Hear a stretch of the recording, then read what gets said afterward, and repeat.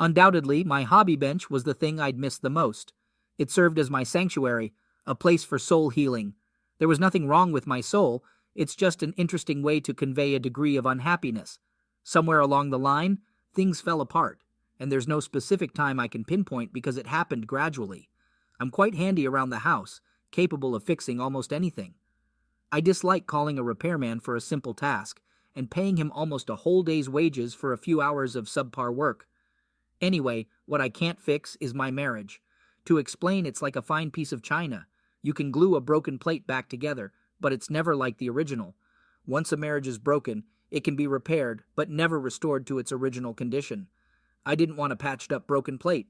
After 18 years of marriage, my wife Tracy decided to explore relationships with other men, at least one that I know of.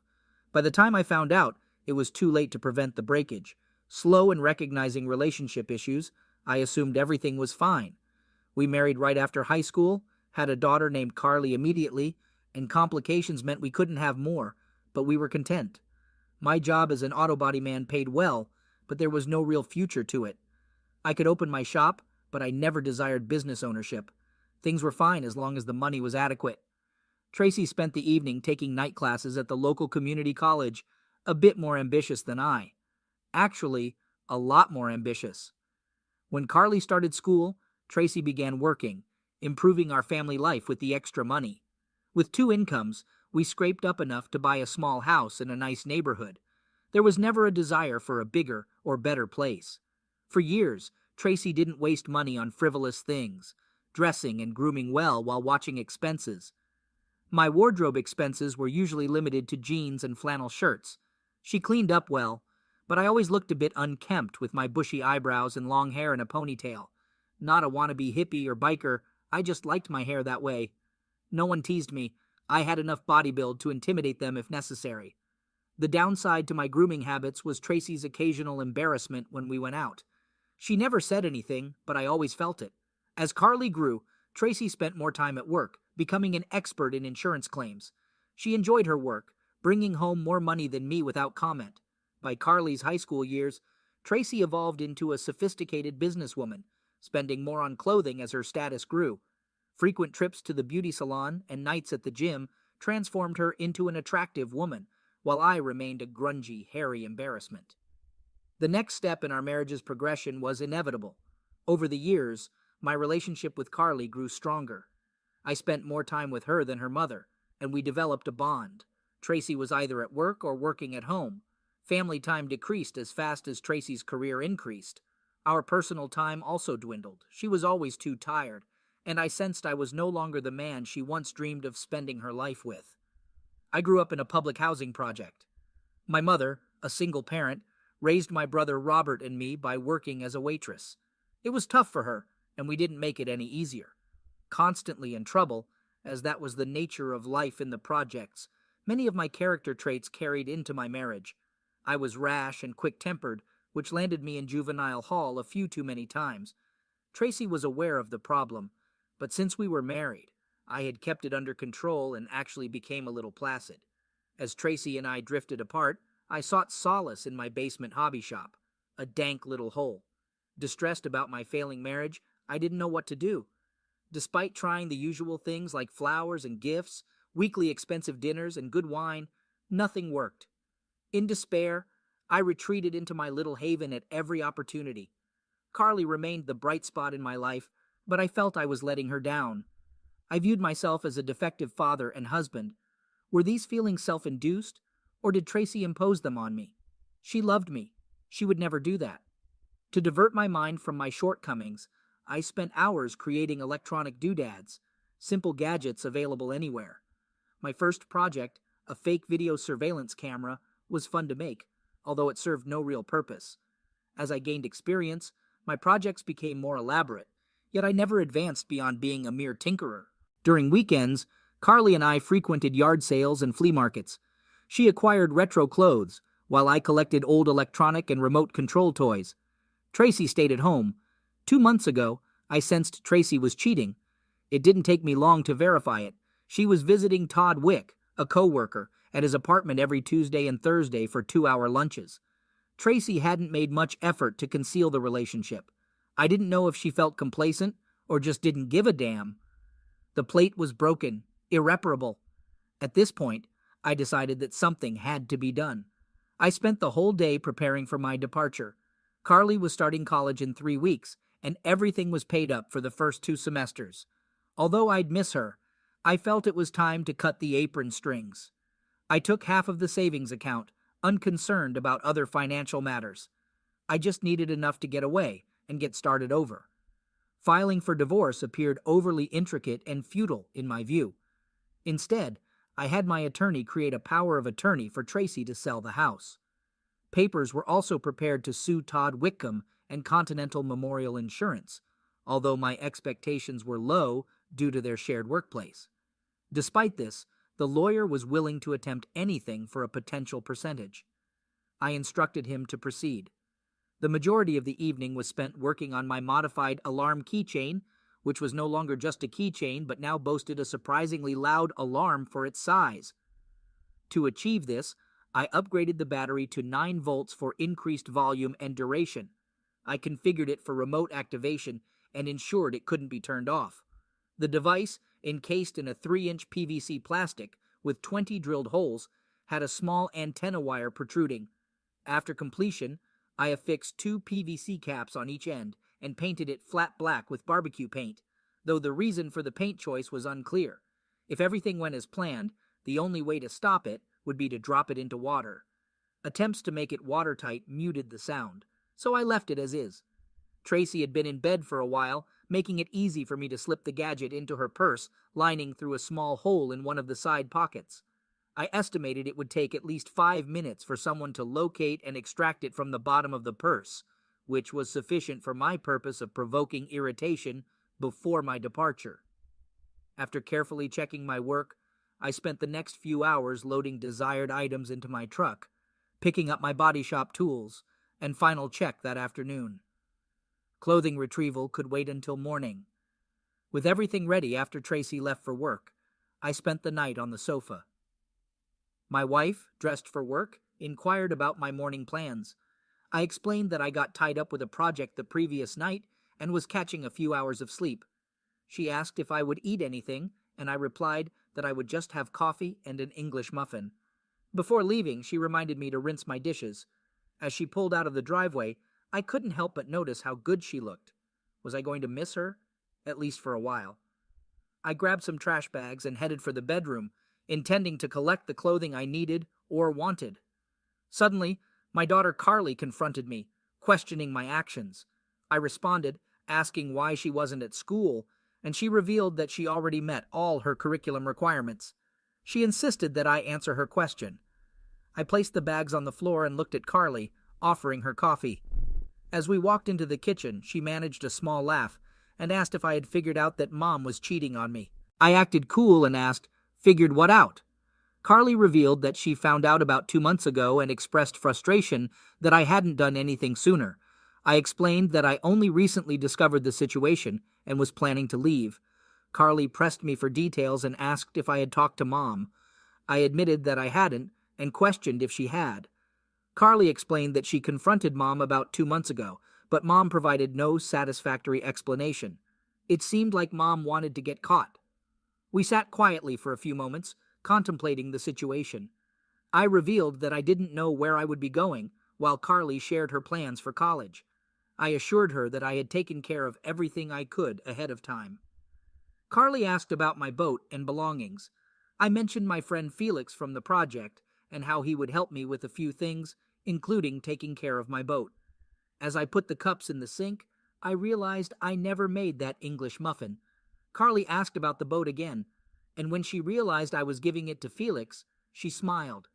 In that moment, I couldn't help but feel a deep appreciation for my daughter. 20 minutes later, I was hooking the boat up to the truck. When I got the boat, I was hoping that it was something that the family could enjoy together. Unfortunately, it was not Tracy's cup of tea. She hated the boat and the water. Carly and I went by ourselves a few times, but it wasn't the same after that. The boat just sat by the garage. I would not miss it. I had a few firearms and a deer rifle that my dad gave me before he moved to Florida. Felix would get more use out of them than I would, even though he didn't hunt. I piled all of my Snap-on and power tools into the back of the boat. Mr. Handyman had retired. Felix was barely awake when I got to his place. He had 2 mixed-breed girls living with him, but it became quickly evident that they were not morning people. Felix got us a couple of early morning beers, and the girls went back to bed. When I was 15, Felix and I broke into a golf course maintenance shed. The sprinkler system for all 18 holes was old and had been done in copper. The maintenance shed had been full of copper fittings necessary to maintain the system. I decided that a lot of money could be made by reselling the copper, and Felix was more than eager to join with me.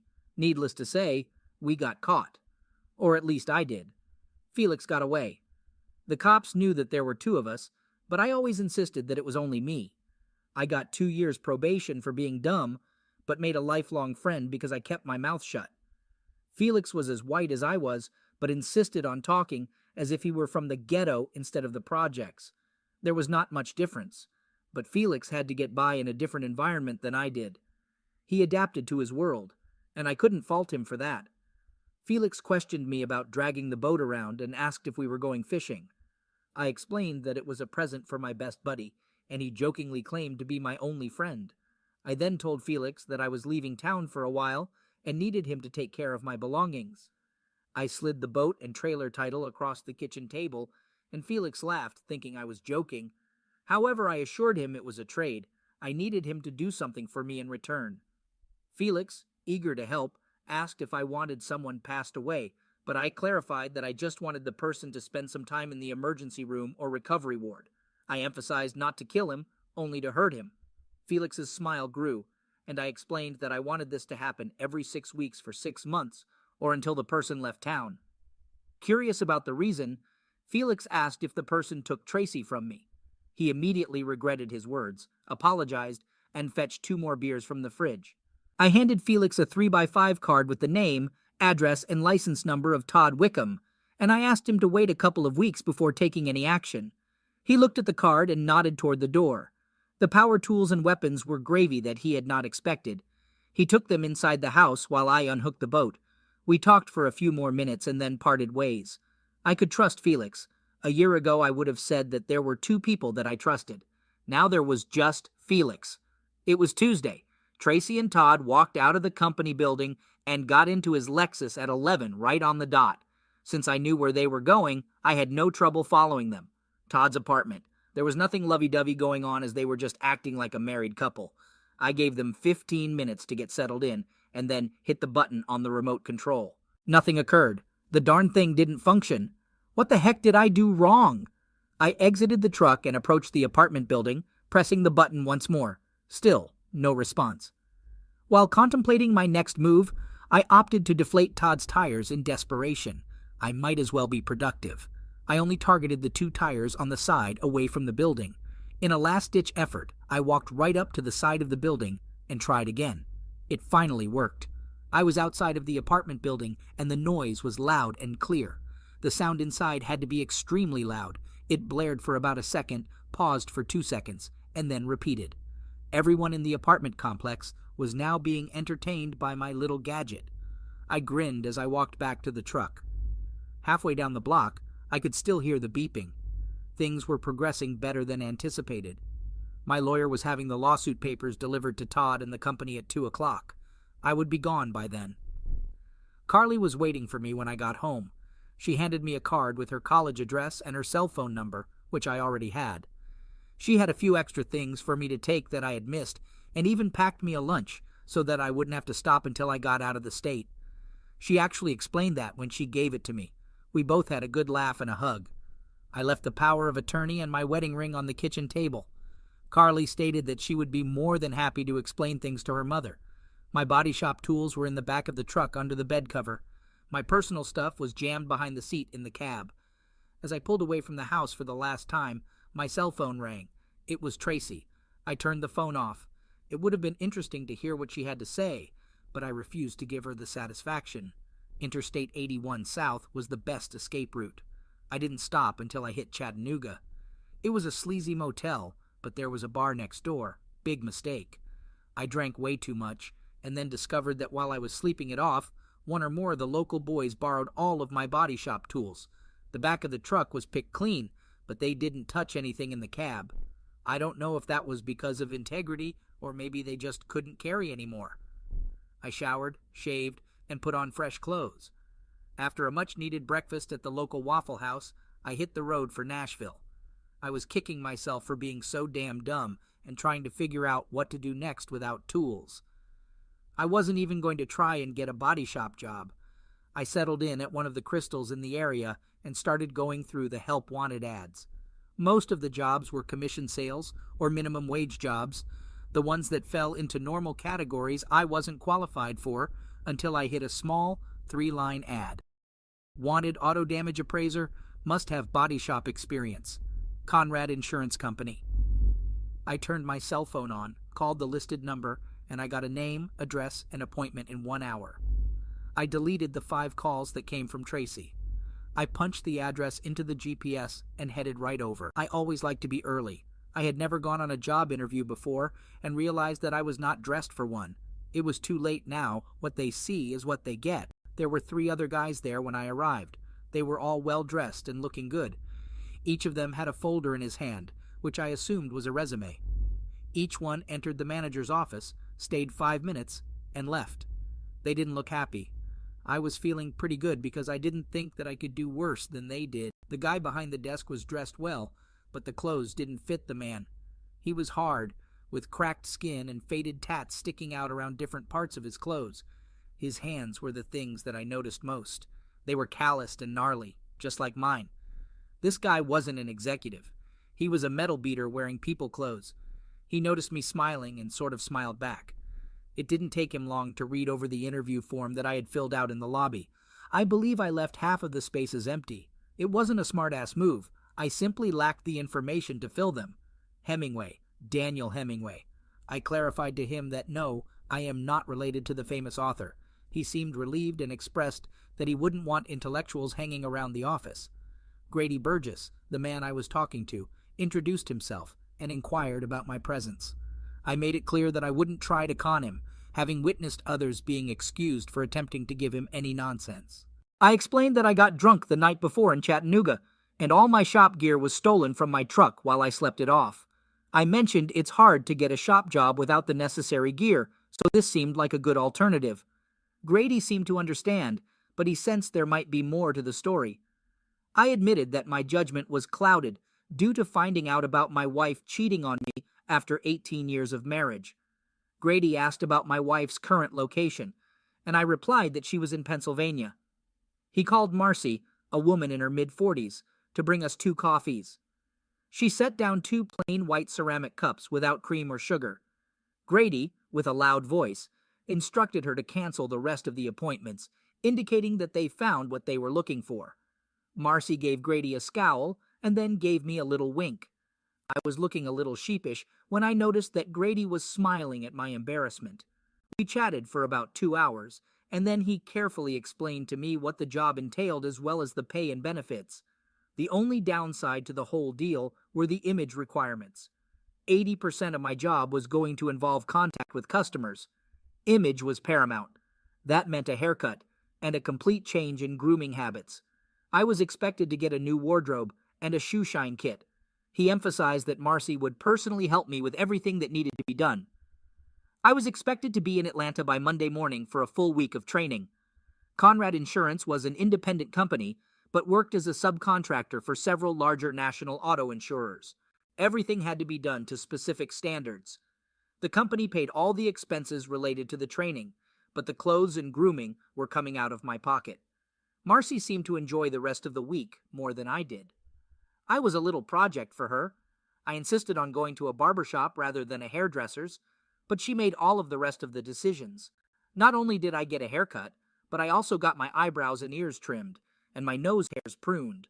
Marcy informed the barber that I would be back every 10 days for the same treatment. My working clothes were pretty generic, khaki pants and white shirts. She even found a jacket that went with the pants. I also got 2 pairs of black steel toe dress shoes with a dozen pairs of black socks. She had found a small studio apartment for me and helped me get it set up. Friday morning, I got my Tennessee driver's license, and that afternoon, Marcy gave me the keys to my company car and a laptop computer before leaving me at the apartment that evening. She stood on her tiptoes and kissed me on the cheek. She expressed admiration, saying that if Grady wasn't so jealous, she'd have to jump my bones. While flattered, the thought of her suggestion made me shiver a little. It was time to give Carly a call. I spoke with Carly and shared that I had been hired for a desk job doing appraisals out in the field. I explained it was the first place I applied to, and I seemed to be in the right place at the right time. Carly asked about home, and I mentioned that I was fine, but Mom was a wreck. Carly was surprised, expecting Mom to be happy to see me gone. I noted that it seemed like Mom had a plan, but I messed it up somehow. Carly shared that Mom spent the first day sitting at the kitchen table, chanting, and being unresponsive when questioned. I apologized for messing up Mom's plans, and Carly speculated that Mom was anticipating some type of confrontation, but hadn't counted on my sudden departure. We both agreed it was unexpected, and I apologized again. Changing the subject, I asked Carly about her plans. She planned to leave for school as soon as Mom settled down a little, hoping to pick up a few summer session classes. I shared that I was leaving for Atlanta the next morning and promised to call her when I got back. Carly expressed that she was glad things were working out for me and believed Mom would break out of her slump soon. The training classes in Atlanta were a snap. It was mostly about putting the right information in the right block. The hardest part was overcoming my weak computer skills. I had no trouble getting a few of the young female trainees to tutor me, but found it difficult to resist their charms. They seemed disappointed in my reserve. The next 2 years flew by. Grady was quite pleased with my job performance and was generous with the raises and bonuses. I talked with Carly on a regular basis. She was doing fine in all her classes and with her social life. It was nice to see that she was dating, but as a father, I was a little anxious about the whole scene. She laughed at my concern. I never heard from Tracy. There had not appeared to be any attempt on her part to contact me. I was not hiding, so if she had wanted to find me, it would not have been a problem. She sold the house and prepaid Carly's tuition with the proceeds. Then she left town. Tracy called Carly every few weeks, but the relationship between them never returned to what it was before the incident. I had to give Tracy points for trying. Carly had no idea where she had relocated to and never asked. Tracy never filed for divorce. I could hold out for as long as she could. My social life was another matter. I never thought of myself as a lady executor, but I discovered that a new persona came along with my upgraded appearance and marital freedom. I was technically still married, but under the circumstances, I didn't feel that way. Nashville was full of young ladies looking for companionship. I always made sure that they knew that I was married and not looking for any type of relationship. That turned out to be a big plus with most of them, including a few who were married themselves. I was careful not to date any of the married ones more than once and never took them back to my apartment. It didn't matter too much with the single ones, as long as they knew that I wasn't husband material. Grady had hired 2 more guys to do what I did. I got to train them and supervise them. There was plenty of work to go around, but I got the feeling that something was in the wind. Grady approached me, expressing that we needed to talk. Despite his seriousness, what bothered me more were the words he used, the dreaded phrase wives often used when springing bad news on unsuspecting husbands. Grady chuckled at my groan. He assured me not to get too excited, mentioning it wasn't all that bad. We both laughed, but then he dropped the bomb. He said, "Daniel, I hate to say it, but you have outgrown the job." I was puzzled and asked, "What the hell does that mean?" Grady explained that I could do better than my current position, and although he had no complaints, he believed I should be thinking about moving on. Feeling a bit defensive, I asked if he was firing me, but he adamantly denied it. Instead, he clarified that he was trying to encourage me to move forward. Marcy came in with 2 cups of coffee, unasked. She leaned over and whispered in my ear, loud enough for Grady to hear, mentioning that Grady was afraid I might steal her away. She assured me not to worry, and added that if he let me go, she would go with me. Grady groaned as Marcy left the office, and the idea of her giggling lingered, sending a shiver down my spine. Grady then informed me about a job interview set up for me in Houston on Friday. American Consolidated Claims needed someone to run their national operation, specifically the appraisal section, and Grady had already spoken to them about me. I questioned why they wouldn't hire young, qualified college graduates, and Grady explained they had tried that 3 times without success.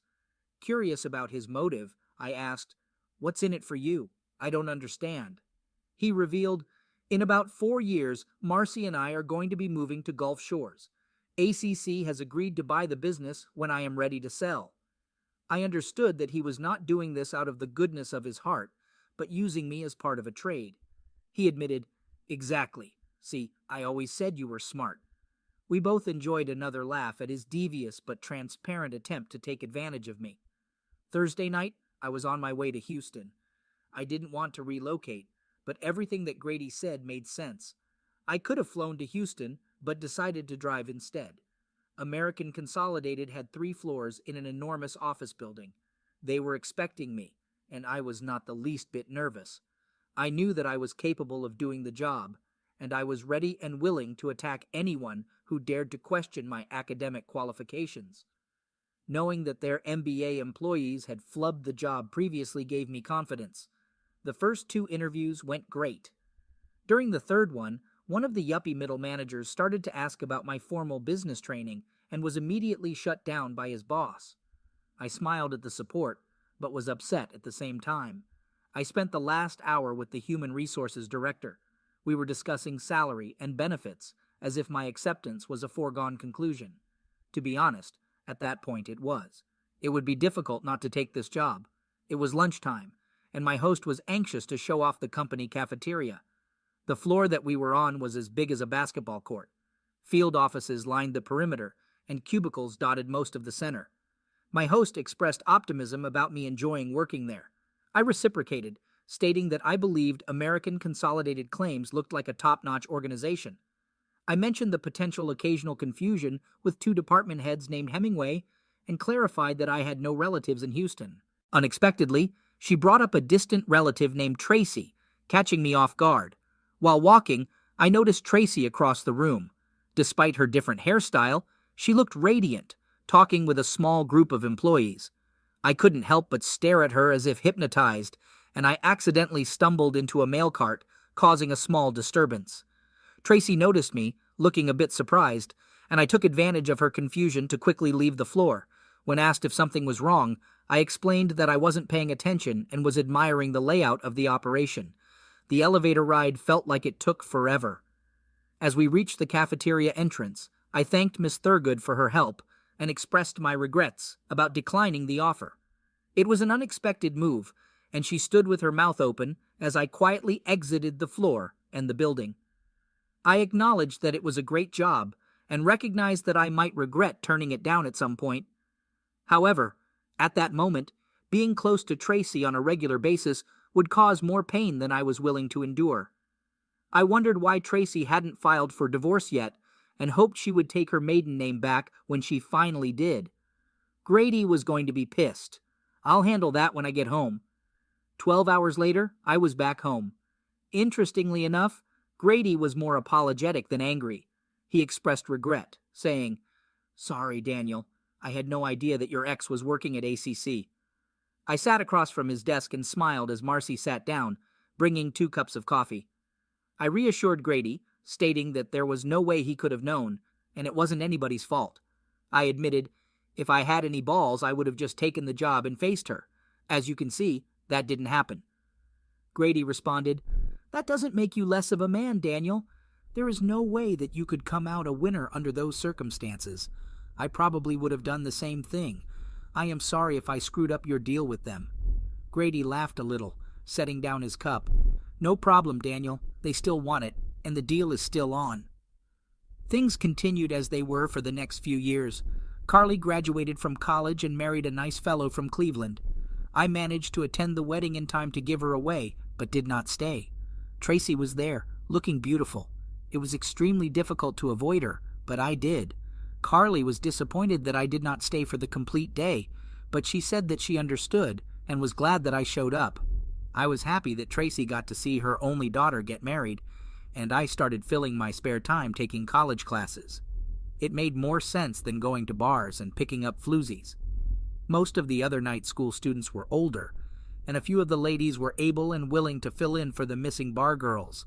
Grady was happy to foot the bill for the classes. Eventually, it came time for Grady to retire, and all the terms of the sale had been finalized. Since I had expressed my reluctance to stay with ACC, Grady arranged an interview for me with a Chicago firm. Despite my reservations about going there, Grady explained that the employment package was fabulous, which seemed unusual given the competitive job market. Upon arriving at the Universal Amalgamated Insurance Building, I was taken to the 18th floor and saw the name on the door, Emmett Peak. To my surprise, the executive from ACC who had defended my qualifications during my interview there was there. The first 30 minutes went extremely well, but then things turned sour. Mr. Peak expressed disappointment over my sudden departure after our talk in Houston, and mentioned being somewhat understanding after learning the circumstances. I apologized for running off, and explained that I wasn't ready to face the alternatives that would have come with the job. Mr. Peak then questioned whether I had figured out a way to handle difficult situations better.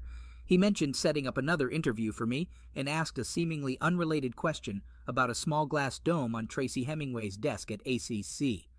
His question about Tracy worried me, and I wondered how she related to this interview. He inquired about the purpose of the black object inside the dome, revealing Tracy's relocation to Chicago. Mr. Peak expressed the value he placed on Tracy and his intention to keep her on the team, urging me to compliment her. Feeling trapped, I explained that the black doodad was a small item I made for my wife before we separated, unsure why she kept it.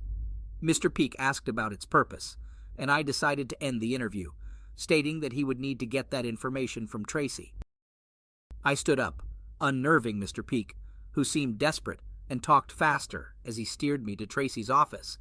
On her door was just her name, no title or position description. As I walked in, Peak continued talking, and I noticed Tracy at her desk, older but more beautiful than I remembered. Over the years, I found myself dwelling on the bad things she had done, and my image of her deteriorated as my hate grew. However, the fact that I still thought about her often indicated that deep down, I still loved her. I hated what she had done, but I never stopped loving her. As this turmoil filled my brain, I realized that I was standing there, shaking my head slowly from side to side. It felt like I was trying to con myself. Her voice pulled me out of my reverie. "Daniel, nobody told me that you were coming. What are you doing here?" She started to get up, but I motioned her to stay seated. I sat across from her, not knowing how to start the conversation. "You look good, Daniel. You look even better than you did when I saw you in Houston." This was not the discussion I was anticipating. How was I supposed to react to that? There was no way that I was going to compliment her on her hair or dress. It was a game that I was not willing to play. Mr. Peak asked me here today so that I could explain what the doodad, as he calls it, is on your desk. Her hand instinctively went towards the glass dome, but then stopped. "That's crap, Daniel, and we both know it. He offered me a job again. He was disappointed when you turned him down in Houston." I didn't respond. I just sat. I had no idea where this conversation was going to go. "I want to talk to you, but you were gone before I could catch you." "Why would you want to do that?" "At the time, I was still hoping that I could explain things to you. Now I know that there was nothing to explain. It was all pretty well out in the open. I found myself regretting coming to see her. I pondered how to leave without seeming like a total fool. Why should I care?"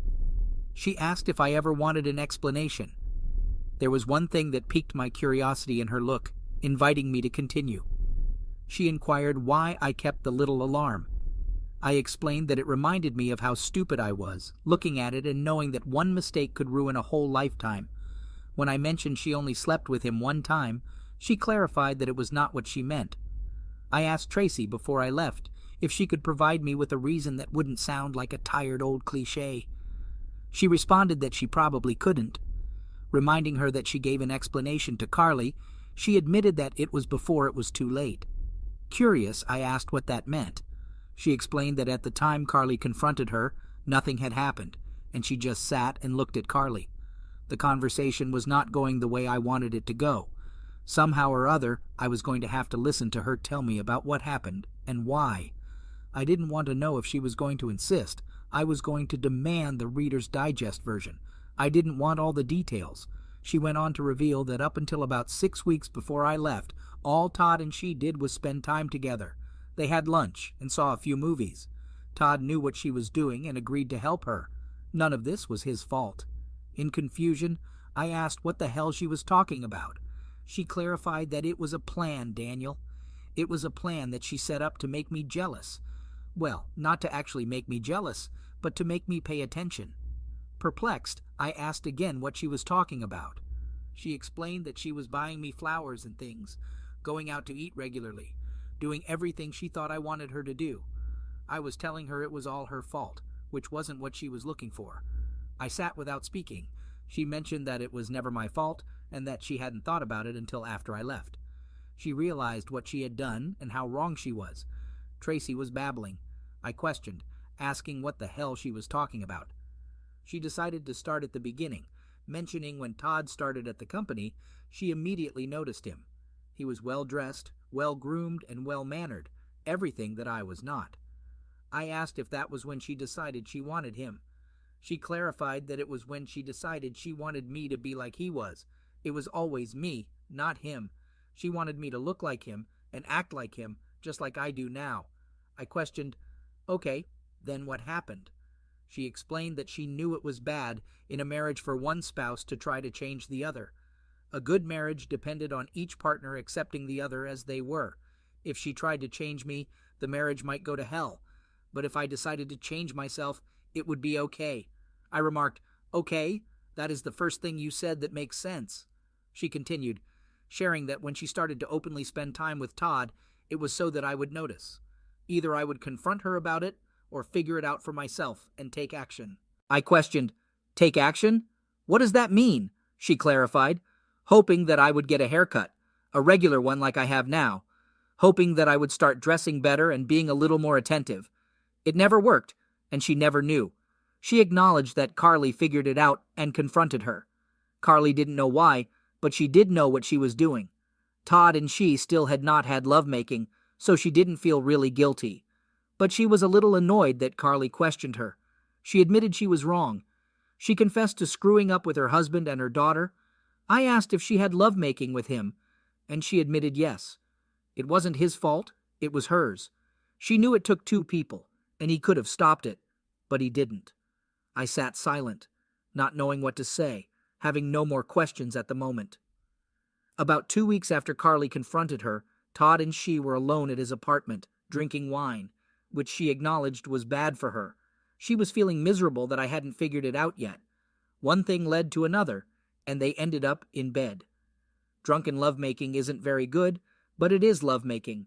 They avoided each other for 2 weeks after that. She was a real mess at home, blaming what happened on me. I could have stopped it if I cared. She had lovemaking with another man because her husband didn't care about her. It was stupid, but I didn't end it. She was depressed and talked to Todd. A week later they were having lovemaking regularly, and the next week I finally caught them. But it was too late. She expressed regret for being slow, thinking everything would have been fine if she had figured it out sooner. I was being a smart ass, and she remarked that it didn't suit me. It was time to go. I sat quietly for a moment, trying to come up with some clever repartee that never materialized. What I did to Todd was cruel and unnecessary. She questioned why it was cruel, emphasizing that Todd never did anything to deserve it. He never tried to seduce her or disrespected me in any fashion. She expressed that Todd never attempted to take her away, questioning whether he had intentions of breaking up our marriage. She asserted that Todd only did what she had asked him to do, acknowledging that he made a few bad judgment calls. As a consequence, Todd now has to walk with a cane for the rest of his life. In her perspective, she expressed that it was not fair, Daniel. I responded, expressing that she should try walking a mile in my shoes before making such a statement. I mentioned that my response was as clever as I could manage on short notice. As I stood, I noticed tears welling up in her eyes. As I walked out the door, I heard an audible sob. 8 hours later, I was back in Nashville. Needless to say, Grady was disappointed when I gave him the news. However, he did have a very nice severance package for me. I called Carly and shared the details of the conversation with her mother. I suggested that she make an effort to contact her, but she didn't seem too responsive. A week later, I left Tennessee with a new pickup and a comfortable bankroll. I ended up in Yuba City. Merrill Kohout had decided to sell his auto body shop and move to Hawaii. I knew the business and was confident that I could run the operation and still send Merrill and his wife a nice little retirement check every month. It was a clean operation just outside of town and included a small two-bedroom cottage in the back. It was all that I needed. 10 men came with the business. I kept 6 and let the slackers go. I could pick up some new ones as I went along. I was going to burn all those damn suits that I had accumulated, but I ended up giving them to the Salvation Army. They had a job interview program set up, and the suits would come in handy for somebody that needed them. My mustache grew back with vigor. It seemed to be happy to be released from the constraints that it had been forced to live with over the past few years. In no time, my hair was long enough to tie back. Look out, Willie Nelson. Here comes Daniel Hemingway. The business flourished, and I felt like my old self. Things were going great until the week before Christmas. When I arrived at work that morning, there was a small wrapped package on my desk. I looked at it for a moment and called my foreman in. "What the hell is this?" "Don't know, boss. A lady came in early this morning and left it there. She said that she would be back at lunchtime." I sat for a long time without touching it. I knew what was in the damn box. There was no doubt in my mind. What I didn't know was what I was going to do after I opened it. I got a hot cup of black coffee and stared at the box for a few more minutes and then started to unwrap it. For some strange reason, I was being careful not to tear the paper. My foreman came back in and saw me holding the black plastic object with about 20 little holes in it. "What the hell is that, boss?" I set it down and leaned back in my chair. "I'll tell you after lunch."